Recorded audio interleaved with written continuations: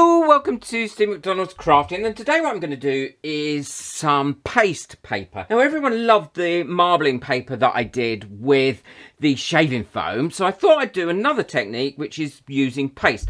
Now I'm going to mix up Methocel. It's a food safe product, but you can use wallpaper paste, you can use flour based paste. Really, you can use most pastes that dry completely clear. So with this, I mix it up. It says a 9:1 ratio, but to be honest, I tend to mix it up very much by eye, as I do everything else, because I know the consistency that I'm looking for. And I mix it to start with hot water to get it all nice and dissolved. I always think this smells lovely.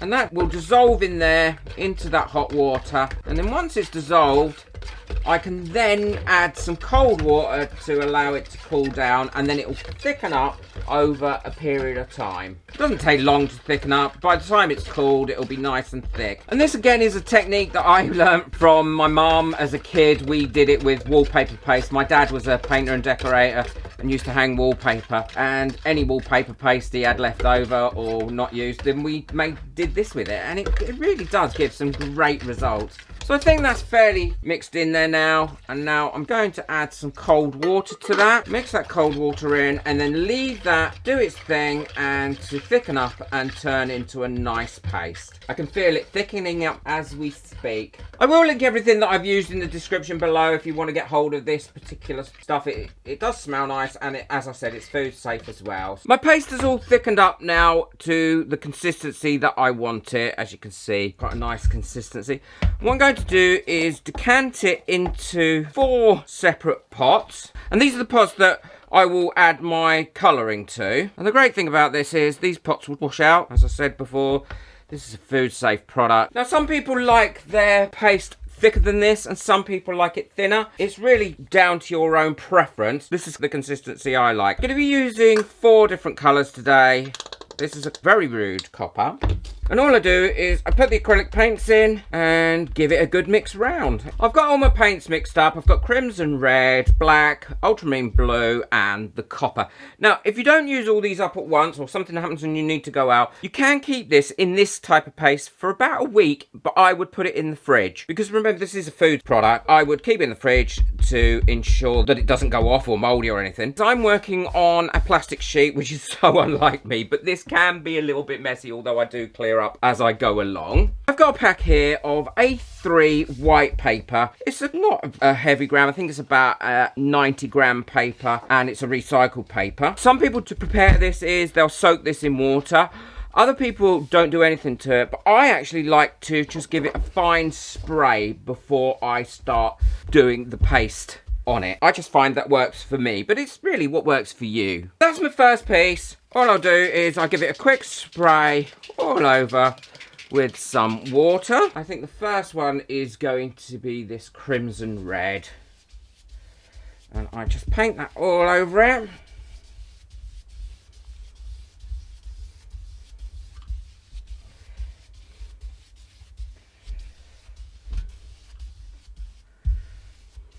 And there we go. We can leave that like that. Or, if I remove that one, put another piece down, give that a quick spray.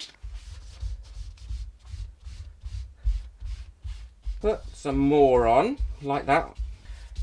Making sure it's well covered. And before this other one is dry, now, like this, what I can do is put that one on top, push that down.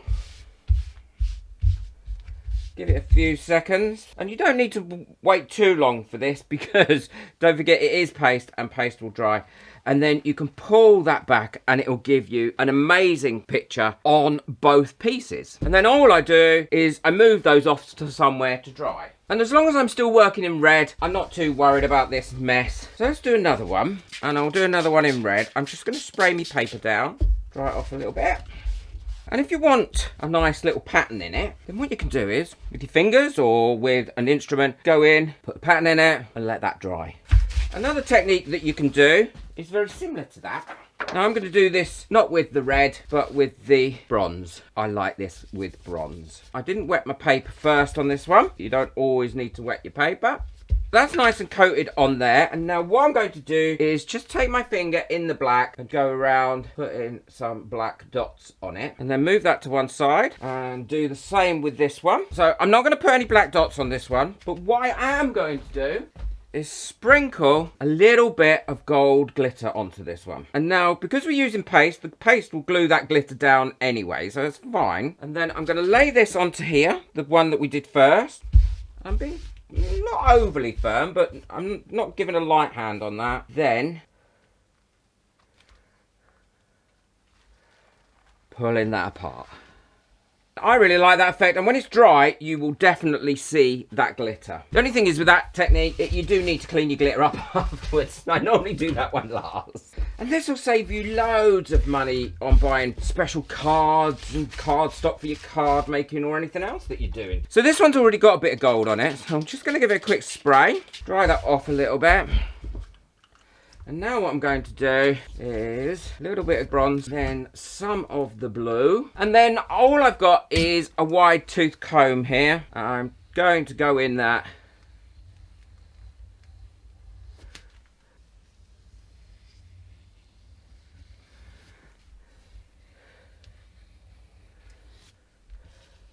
And leave that to dry. And then I'm going to show you one more technique using the black. And then I'm going to go ahead and make some more. And I'll show you what they look like when they're dry. You can do this on coloured paper if you wish as well. You don't need to do it on white paper, and that will give you a really nice effect. I'm just going to put that somewhere. And I will do this probably every 3 or 4 months. Get myself a nice little stock up of paper that I can use for my card making, my book binding, scrapbooking, or whatever I want to do with it. And then it's all there. We did this when I was probably about 6 or 7, I think. But it's still really effective. It gives a great result. Now I'm going to put this one back on here, similar to what I did before. Push that down. But this is where I'm going to go over it with my comb again, but on this side of it. And that's the effect you'll get from that, which I love. There is no wrong or right way to do this. To be honest, whatever you've got at hand, you can try on your paper. And you'll get different effects every time, and it really does give you some lovely finishes. So I'm going to go ahead, I'm going to have a little bit of a tidy up again now, and then what I'm going to do is make some more, and I'll show you what they all look like when they're dry. They should be dry within the next 3-4 hours. Well, these have all dried now. I'm going to show you all the ones I made. So that was the one with just the black. I think it looks great. There was 2 of those because we pushed them together. This is the one with the glitter on. Now, the glitter does shine, and the great thing about it is because you put it on with the paste, which is a glue, then the glitter itself isn't going to come off. And I like the little dots in it. I just think that breaks it up. This is just a plain blue one where I push them together like that. And I think that gives a really nice, almost like a faux suede feel to it. This is one where I just went through, I painted some different colours down there and just went through it with that comb, and I like the way that's come out. The red ones with the wiggles down. Again, I think that looks a bit like snake skin. That was just one I mushed on a lot of colours and then went over it quite a lot with the comb. This is my favourite one out of all of them. It's got a lot of tone in there. I used 2 different blues on this. Went through a little bit with the comb, then just with my finger. And the same, I think that might be my second favourite one. That's a simple one. It's where you brush it across. I love how that comes out, and it looks brilliant used as a background or on a cover. Again, with the light blue and a few bits of the swirling going through it, and another one with me going around it with my fingers and putting some dots in it. Quite a lot there. Cost me next to nothing. I used some cheapish paper, and the paste, acrylic paint, really cost nothing. Let me know what you think of these in the comments below. Are you going to have a go at this? Please boot that like button if you've enjoyed this project and found it useful. And for anyone that didn't do this as a kid, do it now. Enjoy yourself. Throw caution to the wind and enjoy it. Take care. Enjoy your crafting. Bye.